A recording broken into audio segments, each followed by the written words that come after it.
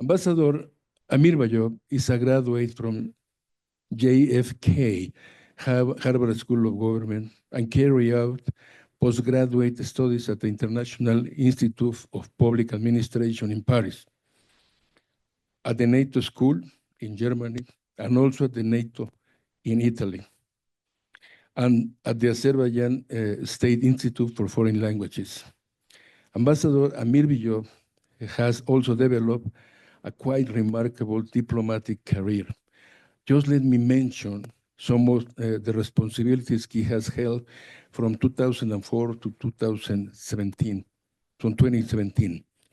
He has served as an ambassador to the first Vice President of Azerbaijan, ambassador to France and the Principality of Monaco, permanent representative of his country to the UN office in Geneva and other organizations, where he acted as Vice President and Rapporteur of the United Nations Human Rights Council. He also served as an ambassador to the Swiss Confederation, the Holy See, and the Principality of Liechtenstein. Just help me welcome Ambassador Amirbayov to the Institute Matías Romero today. Thank you, Ambassador Amirbayov. And with no further ado from my part, Ambassador, you have the floor. Thank you.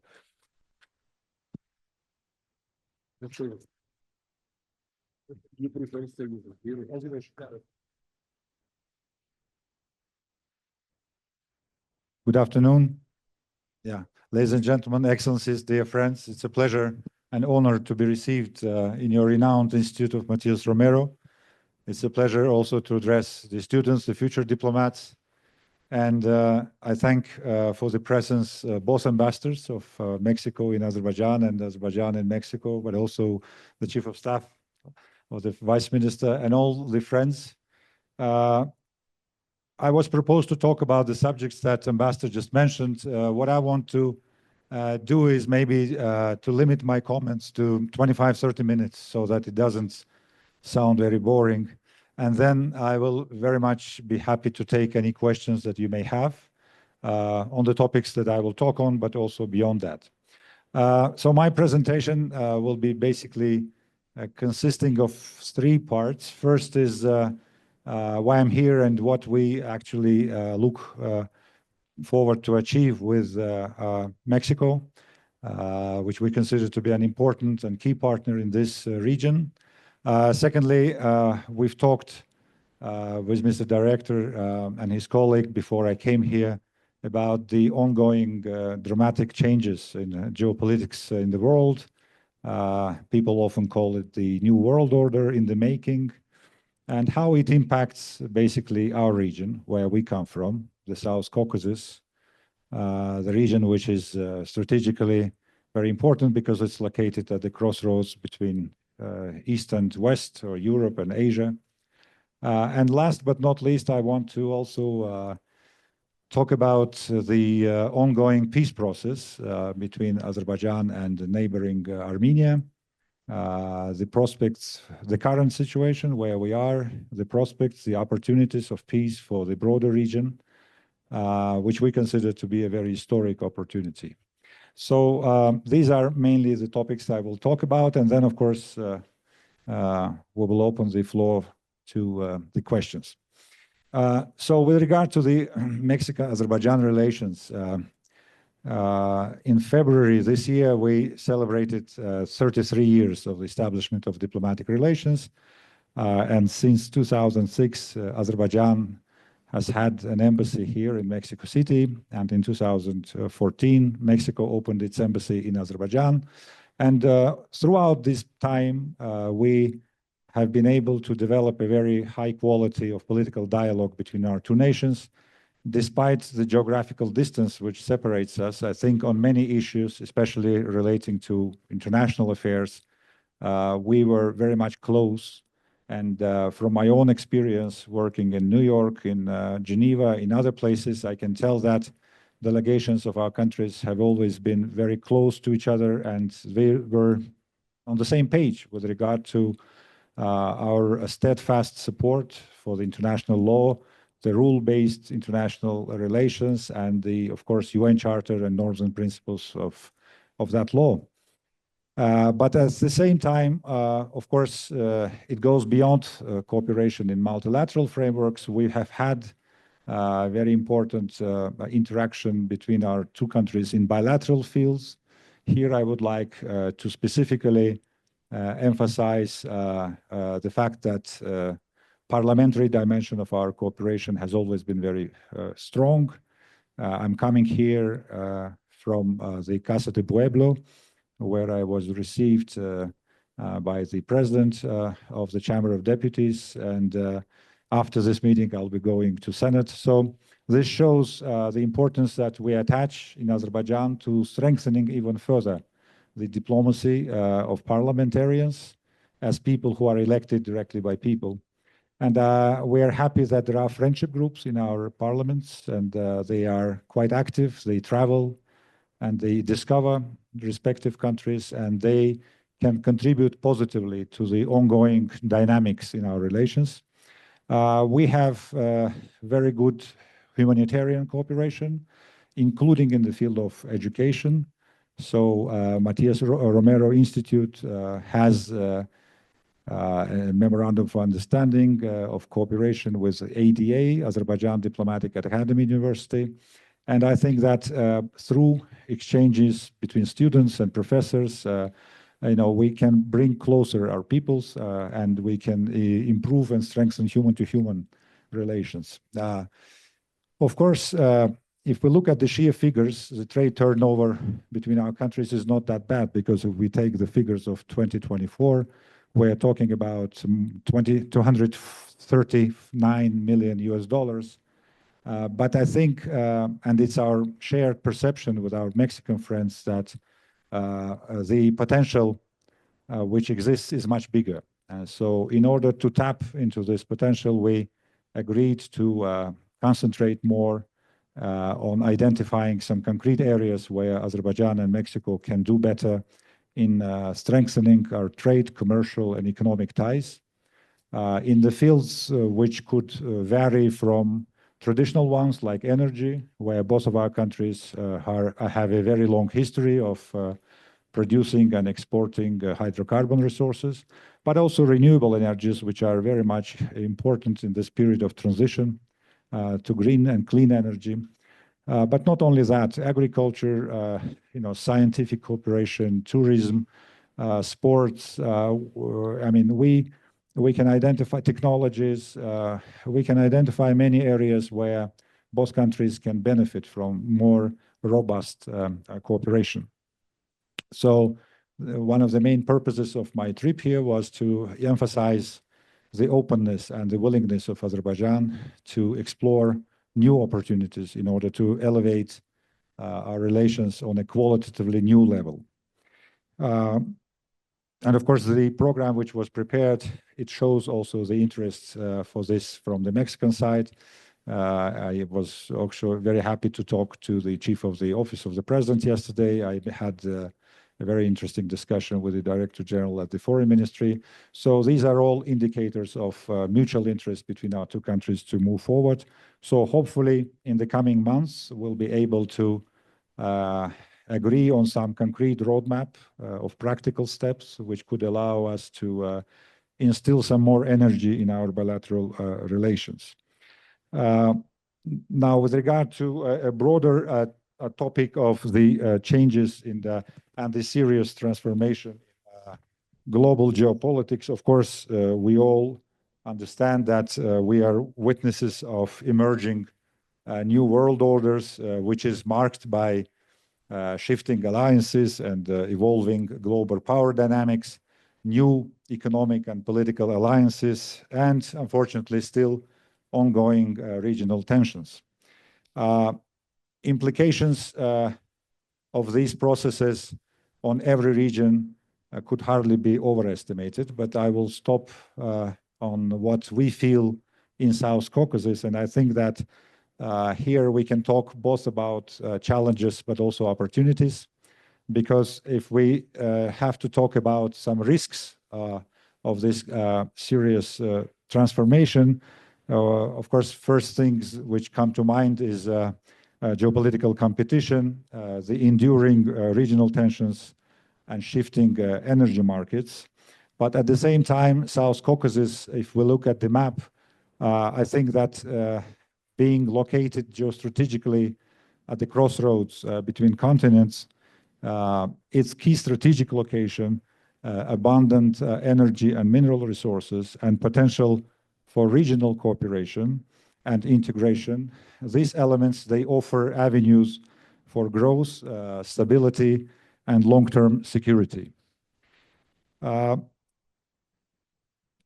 Results of the Second Karabakh War, if you know what I mean, that is the war which lasted for 44 days, from September 27th to 9 November of 2020.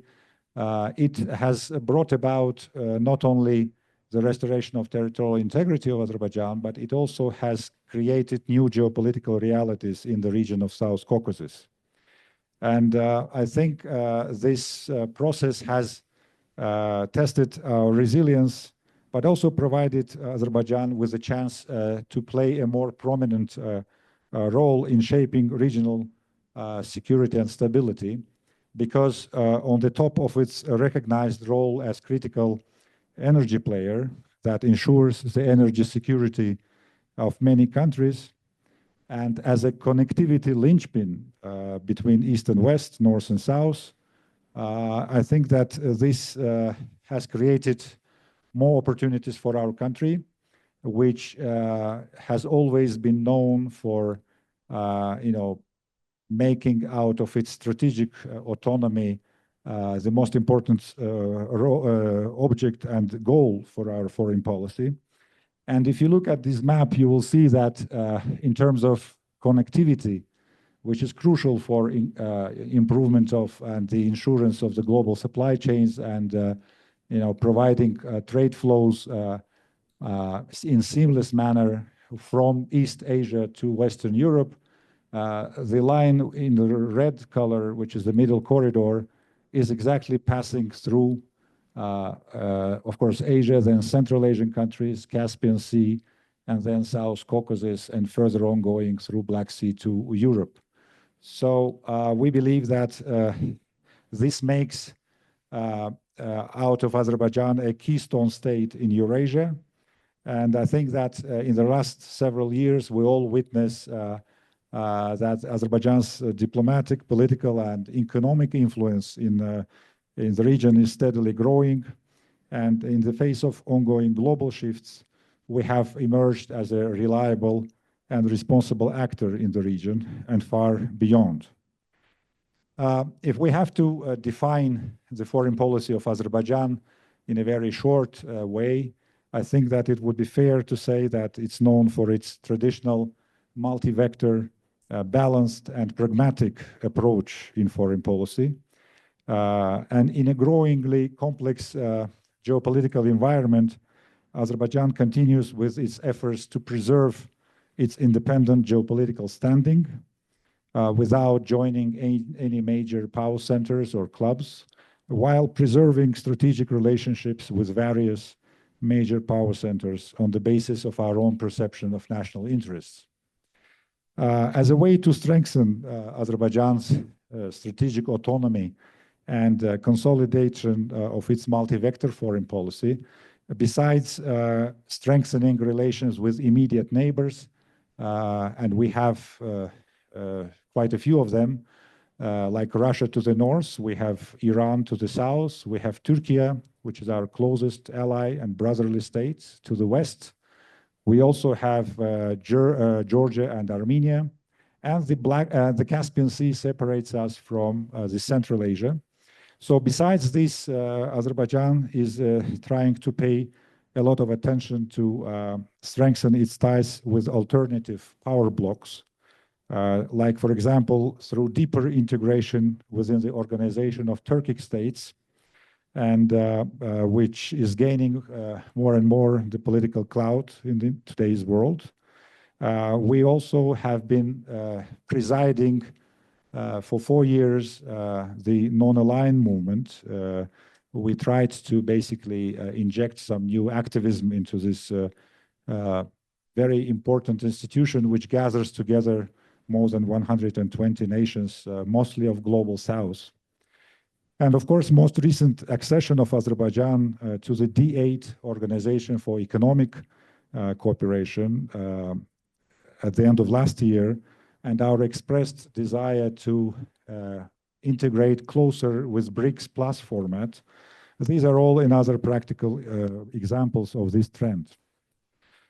Because of the non-alignment of Azerbaijan with major power centers and resilience to preserve our independent foreign policy, we are considered as a natural and reliable, credible partners, and also as a bridge builders between different positions on major topics of international relations, sometimes even emerging as a power broker, a role which aligns very well with our vision of contributing to international peace and security, development, and peaceful coexistence.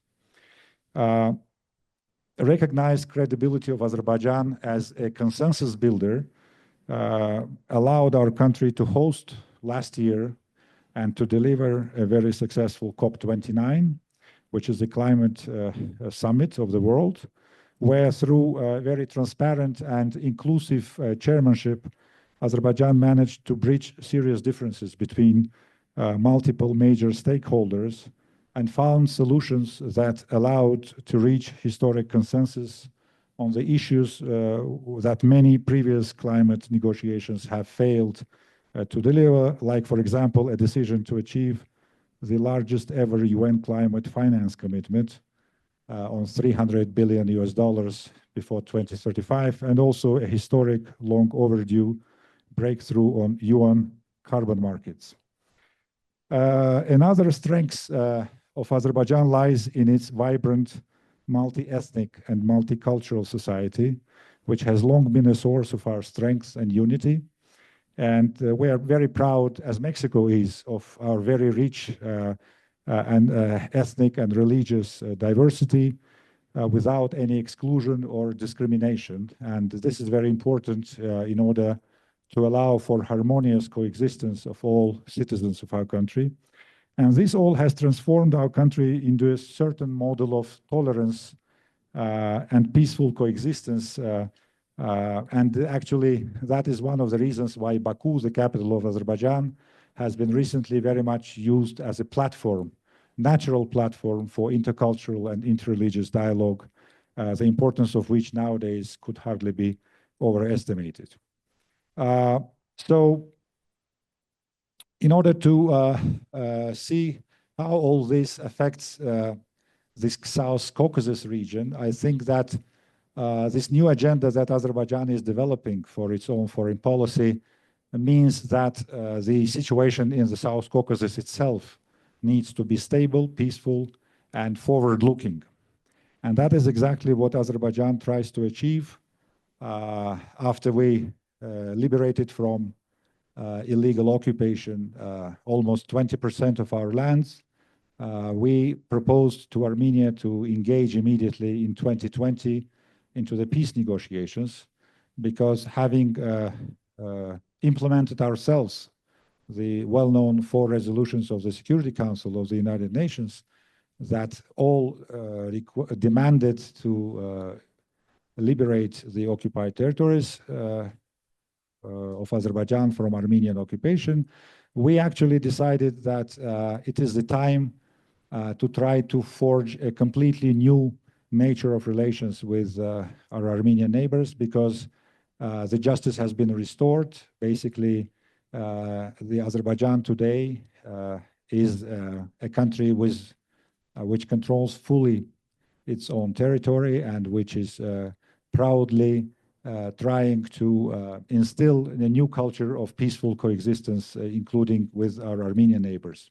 So that's why today I can tell you that we are closer than ever to strike a peace deal with Armenia, because after 2.5 years of intensive discussions and negotiations, Armenia and Azerbaijan have finalized negotiations on the draft peace agreement, which was prepared and drafted by Azerbaijan and proposed to our Armenian neighbors. So today we actually have made a very important milestone in getting to a peace deal. But what is very important to mention is that in order to sign this peace agreement, we need to address the remaining obstacles to the final peace deal. And I will try to explain what are those.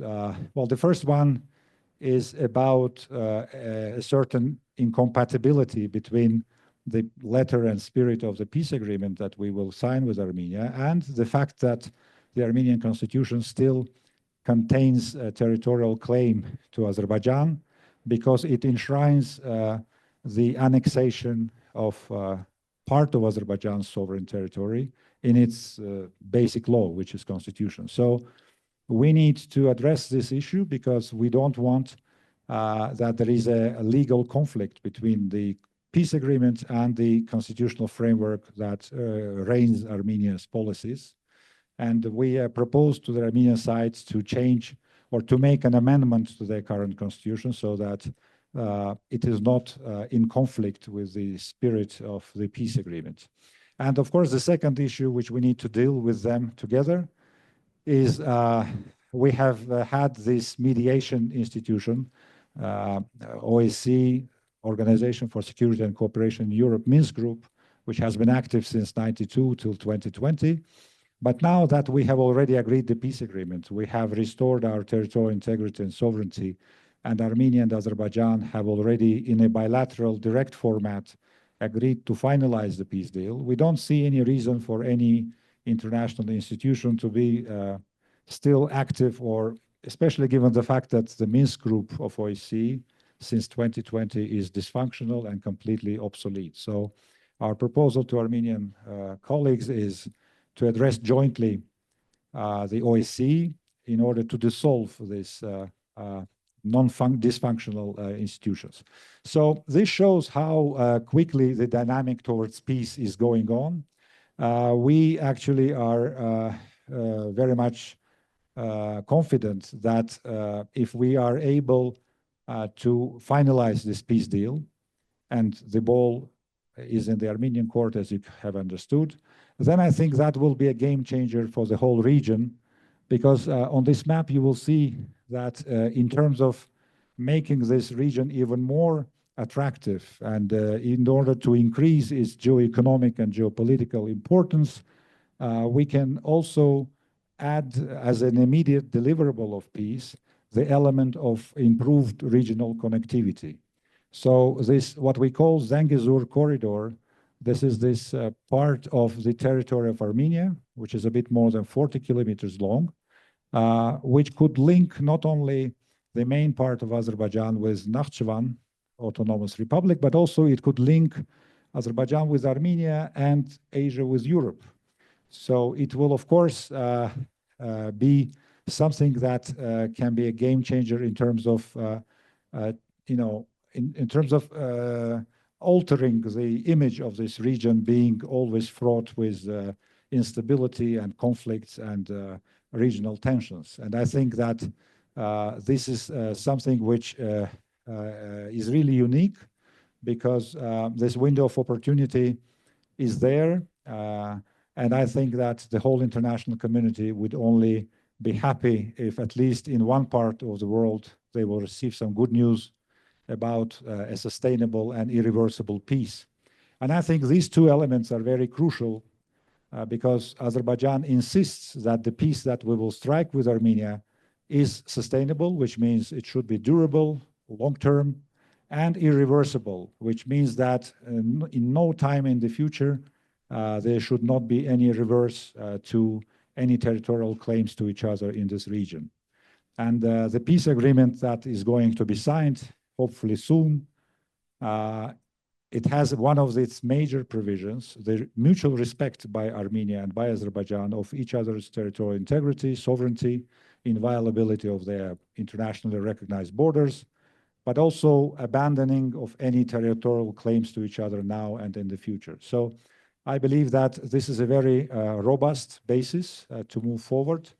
And of course, I think that this agreement can put an end to decades-long hostility in the region.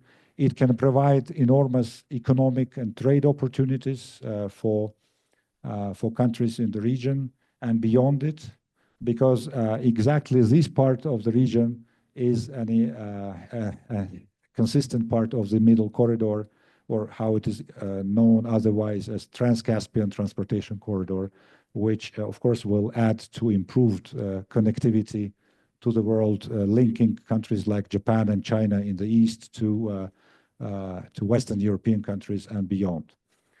So these are several elements which I wanted to bring to your attention.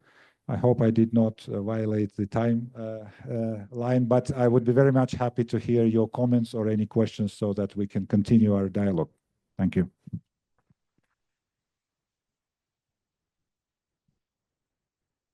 No, I guess perfect timing, Ambassador Amirbayov.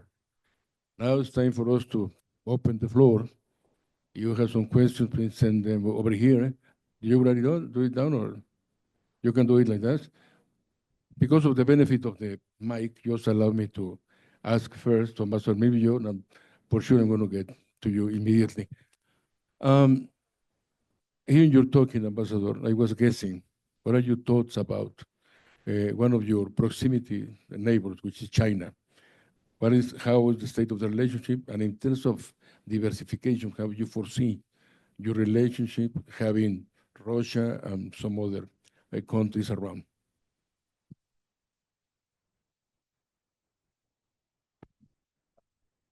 Thank you. Thank you for your question. I think if we talk about relations with the People's Republic of China, we can tell that this is part and parcel of what I just described as Azerbaijan's foreign policy. That means it is a multi-vector foreign policy, which basically is aimed at creating positive, constructive, and predictable relations with all major partners. China has always been supportive of Azerbaijan's independence, sovereignty, and territorial integrity, which is, as a country which is very much attached to this. And we have a very high level of political dialogue, economic interaction. China is one of the major trading partners of Azerbaijan. Just several days ago, President of Azerbaijan visited People's Republic of China with a state visit. And discussions, negotiations with Chinese leadership have revealed a mutual desire to further strengthen this bilateral relationship, also using the new geopolitical circumstances and also using the opportunities which the tensions which exist in our region. And I'm thinking about the ongoing war between Russia and Ukraine. I'm thinking about instability in the Middle East and in our neighborhood. So this has underlined the importance of using the opportunities which are there to improve connectivity, to improve and to better the conditions for easier trade, to basically increase certain interdependence, economically speaking, throughout this region, which links, China to Western Europe and beyond. And I should tell you that it very much is aligned with Azerbaijan's concept of linking or being a bridge builder between East and West. We all know about the Chinese Belt and Road Initiative. So we see a lot of commonalities in seeing how we can use and how we can benefit from geo-economic and geopolitical circumstances and opportunities in order to elevate not only our own bilateral relations, but also to contribute through this to more predictable and stable regional and global security. Thank you, Ambassador. We're happy to open the floor for your participation, please. You have a mic over there? I can handle this. Thank you very much. Ambassador, we're really thankful of you coming here to Mexico, traveling more than 20 hours for sure to get here. Azerbaijan has been building bridges during many years. especially we've seen that in the pandemic period, and has a different approach to Latin America and the Caribbean than many of the countries in the region. Especially, I see how the Eastern Mediterranean, Turkey, Azerbaijan have been opening your region. And sometimes I find commonalities between Mexico, Central America, the Caribbean, as an area where everybody connects and brings people to dialogue, solve questions, trying to solve its own regional questions. That is a similarity I see between the Eastern Mediterranean, South Caucasus, and Turkish region. And I've seen how intercultural relations have been key on this part. And I believe that hospitality is a common ground between your region and our region. But sometimes when we try to bring the discussion on why it is important for us to, in Latin America, to see to your region, and when we go to your region and come back with the messages we bring from there, the question is, what else can we do to connect Latin America and the Caribbean and your region? That's my question.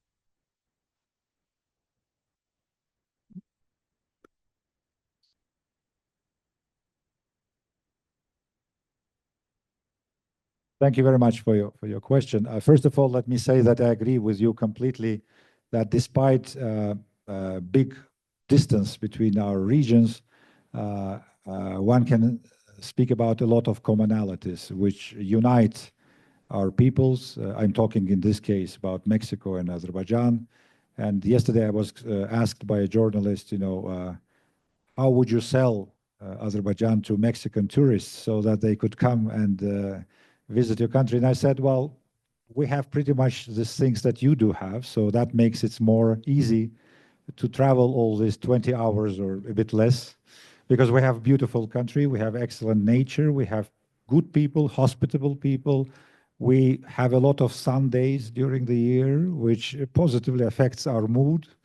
And we're open to strengthen ties, relations, friendships, and I think here in our globalized world, distance matters less and less. So that's why one of the areas and one of the kind of takeaways from discussions I had here was that there is this openness to explore how we can do better in tourism, for example, area, how we can think about direct connection so that we don't have to travel through different destinations and to be directly linked. And I'm sure that many Azerbaijanis would love to have an opportunity of coming and discovering your beautiful country, which is one of the birthplaces of global civilization. And also it's true with Azerbaijan, because it's maybe not that known here, but despite not being huge in terms of territory and population, it still is also, Caucasus is one of the cradles of world civilization, and Azerbaijan is trying now to put itself on the map in terms of opening up to the whole world. And we were talking about our Mexican friends that in a situation when you have to follow carefully and strengthen your relations with immediate neighbors, you always have to think far beyond your own region, and you have to think about diversification of your relations and partnerships. Also because you don't want to put all eggs in one basket, but also because you think that this is a kind of insurance guarantee that you will be safer at some point, because sometimes things are very unpredictable. So to sum up my answer to your question, I think that we need just to inform each other better about the opportunities that exist. We need to try to build those bridges between the people so that when people are asked what is Azerbaijan in the streets of Mexico City, that at least 7 out of 10 would tell you the right thing. And I am sure that with the political will, which I have felt here from the executive branch of the power, also in the legislative branch, and also among the ordinary people, I think we're well placed in order to cover this distance and this, I would say, lack of enough knowledge between our countries and cultures. But we have all the elements there in order to foster these good relations. And I'm happy that I have here your excellent ambassador, Victoria Romero, who actually can tell the same thing, that Mexico has a very positive image. It's a country which people like a lot because of its history, because of its literature, its music, its kitchen. So, and I'm sure the same is true with regard to Azerbaijan. So we need to do more in terms of promoting cultural diplomacy. We need to organize more events which open up our respective cultures to our populations. And I think that we need to see how we can strengthen people-to-people contacts. Thank you. Well, we already got some questions here. I guess we have time. Your time is okay for more. This is a quite interesting one. And it says, raised like this: multilateralism often gives regional regions a great opportunities for everyone in order to grow. So what are your thoughts about the potential of Caucasus Mediterranean Economic Alliance? Well, as I mentioned, shifting economic and political alliances, these are one of the distinct elements of the new world order which we are witnessing and being formed. I think that countries, many countries, they have received certain wake-up calls in the last maybe couple of years, and they try to seek what is best for their own countries with regard to their own assessments of their national interests. And I think here, sky is the limit, because if you look at the region and you see that things don't go well there, you turn your face to somewhere else and you try to find like-minded countries with which it's easier and which are following the same pattern of carrying out relationships. In our case, again, we being a country which is looking in all directions and which actually is joining alliances on the basis of our own assessment, whether this is good or not for Azerbaijan at this particular moment. I can tell you that this increases the chances that multilateralism will survive these turbulent times, because unfortunately, all these changes in geopolitical transformations, they are a serious test to traditional institutions of multilateralism, like United Nations, for example, or some other international organizations. So I think that by fostering a regional approach at the same time, looking at the thing not from a zero-sum game perspective, but as a win-win strategy, it raises the chances that multilateralism will survive. And again, as I mentioned, in our own region in South Caucasus, I think one of the most important deliverables of peace for Azerbaijan and for the countries in our region, South Caucasus, is what ordinary people will gain from this peace. And I think improved quality of life, improved and predictable future for their kids, for their families, and also exceptional opportunities, economic opportunities. These are areas which have to overweigh, all the different considerations which are against that. This one, I guess that you already provide some elements of this one, but I really would like to put it to your knowledge, because it's quite important to help us to understand the peace process in which you are involved now. And the question is there anything that Azerbaijan is willing to yield compromise concerning Armenia's territorial claims, or vice versa? As I said, you already provide some elements, but probably help us to understand. Yeah, if I understood your question correctly, it was, is Azerbaijan ready for any compromise with regard to territorial claims to its territory? Well, I think it's a rhetorical question. No country could be expected to do any compromise on its territory, because it is the sacred thing. And we have learned a lot in the last 30 years when we had this burden of ongoing illegal occupation of your territories. What we suggest to Armenia is to start things from scratch, yeah? Since the Soviet Union collapsed in 1991, our republics, which were constituent parts of USSR, automatically became independent, and and they inherited, Azerbaijan inherited the issue of occupation from the Soviet Union time. So that's why we have tried a lot to agree through diplomatic channels and peaceful negotiations. But when we realized that the other side does not share this objective, then of course things evolved in a different direction. But today, I think when we are where we should be, and Armenia also recognizes that peace is something that they need to have in order to preserve their regional standing and their statehood, I think that this is the main basis for both countries to agree on the rules of the game, yeah, if we may call it that way.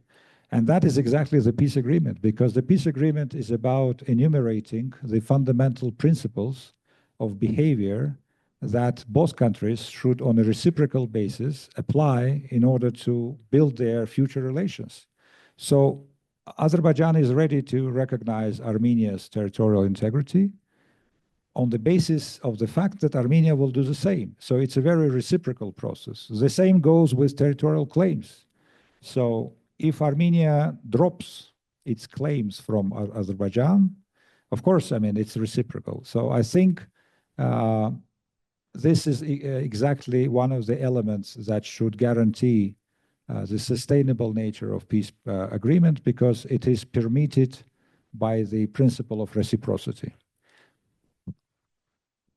Thank you. This for more for your audience. Are there any academic or cultural exchange programs or opportunities available to Mexican students in Azerbaijan? The short answer is yes. If I elaborate a bit, we are quite active in our cultural diplomacy.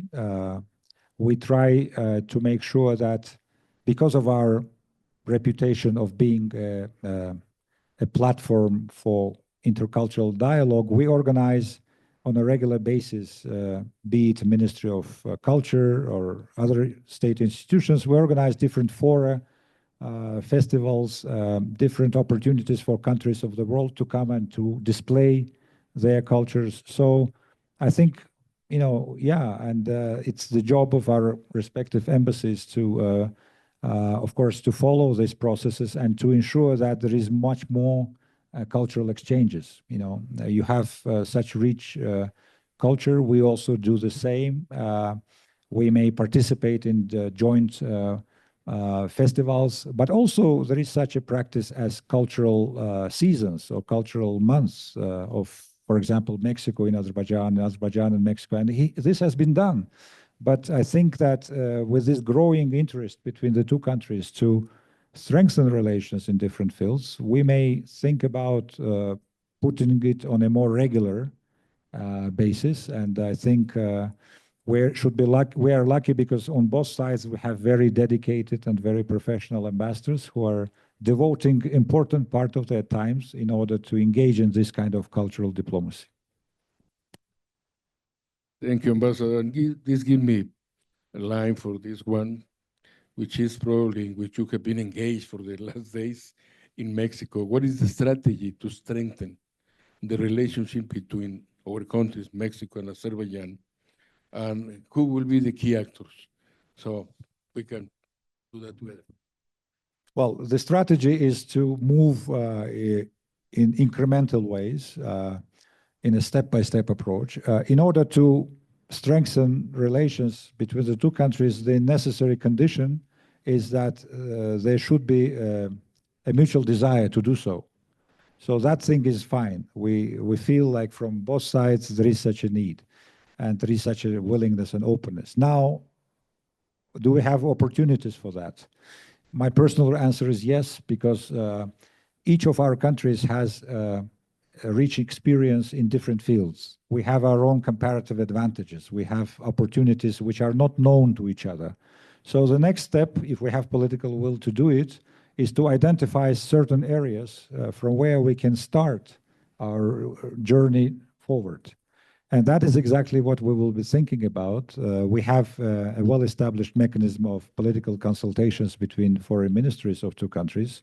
So if we are able to have next meeting of that format, which will take place in Azerbaijan, then of course that could be a good opportunity to take stock of all the preparatory work which needs to be carried out by respective embassies and capitals. So I think that I mentioned some of the areas where we can do things together, but this is just my personal view and what I heard from my counterparts. But I am sure if we devote more serious time to this, we can come up with a concrete, I would say, roadmap of concrete measures to move forward.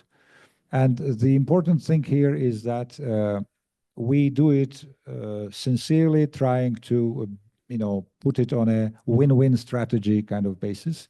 And we don't have any hidden agendas. We are credible partners, and I think we just need to put some more flesh on the bones, yeah, as they say. And for that, I think all the conditions are there. We just need to persevere. Thank you. Thank you, Ambassador. And now let me tell you that Academia, Diplomat Academy, which aided to Matías Romero, the diplomatic studies, we are planning big. We already have a big talk about what we can do in the coming years. No, we are about to celebrate our relations and big things in the planning. So with that, with no more, I really want to thank you, Ambassador Amirbayov, for this time to be with us today. We are in time, so we totally comply with the terms of our conference.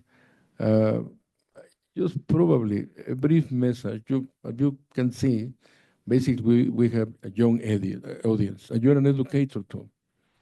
You are an educator too. What will it be your main counsel to young people that are evolvingly global at this very moment? What will be your main counsel to them? Yeah. Well, I wish I would be in their place now as a young student of foreign relations. But my advice is to persevere, not to stand where you are, always to try to discover new horizons. Unfortunately, when we were students, we didn't have that opportunities to work on ourselves. But now there are so plenty opportunities with the technical means and everything. I think that any diplomat's number one rule is to be loyal to his country and to love it, of course, and then to try to do something for this country without expecting it to do something for it. So I think you have such a distinguished institute, which marked, I think, last year 50 years. So, and I can tell from my experience that the quality of Mexican diplomats that I have encountered have always been of very high quality. So my advice is to keep that level even from now on further.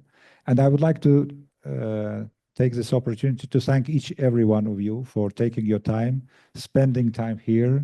Sometimes maybe these are things which are not so interesting to hear, but my idea was to open this discussion and to see whether there are some questions coming from the audience. And I wish you good luck in your studies, and I wish all of you to pursue brilliant diplomatic careers and to serve your country in the best possible terms. And I look forward to increased contacts between this institute and ADA, because I myself, I know that on different occasions where they organized different courses, we see every now and then also Mexican participants. So we need to increase the number from both sides. And thank you for receiving Azerbaijani students here, and we appreciate that very much. Thank you. Thank you.